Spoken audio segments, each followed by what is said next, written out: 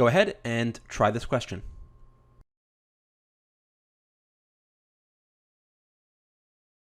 Rona's blank manner during drama club meetings differed noticeably from that of the other club members, who were blank about theater and wanted to produce professional quality plays. On a 2-blank question, a lot of the times you'll be able to put in your own words, have an idea what words should belong in the blanks, just based on the clues in the sentence, the words or phrases in the sentence that indicate what words belong in the blanks.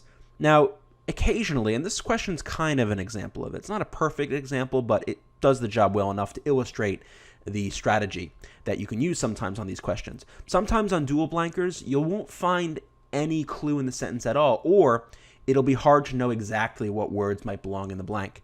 But the one thing you can determine in questions like that is the relationship between the blanks, whether the blanks should be similar kinds of words or whether they should be opposite, whether they should have similar meanings or opposite meanings.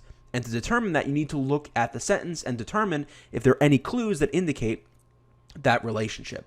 So when we look at this sentence, we see that Rona's something manner differed noticeably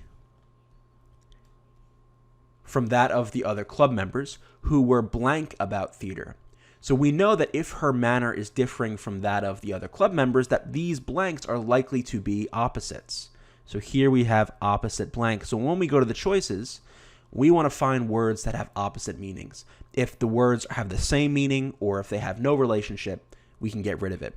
Now, you might also be able to tell, it says the club members were blank about theater and wanted to produce professional quality plays. We actually probably could put in a word here, right? Serious about theater. But in any event, if we didn't want to put in words or we didn't know what word belonged in there, we can still use this strategy. And again, sometimes you can't put in words because the way they've constructed the question is there's no clue present to help you figure out what goes in the blanks, but you can find the relationship. So let's do it with opposite here.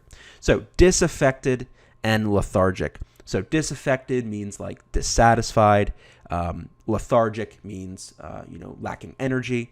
So we can get rid of A because those don't really have any relationship at all. Right? These are no relationship. They're not similar. They're not opposite. We're looking for two clear opposite words. Affable means friendly. Indiscriminate means like done randomly without any care or judgment. And again, no relationship.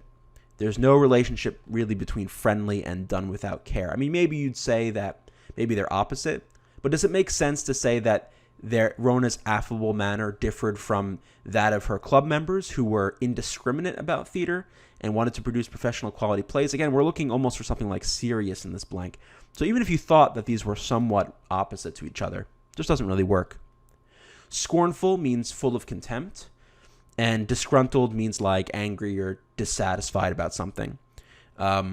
Resentful.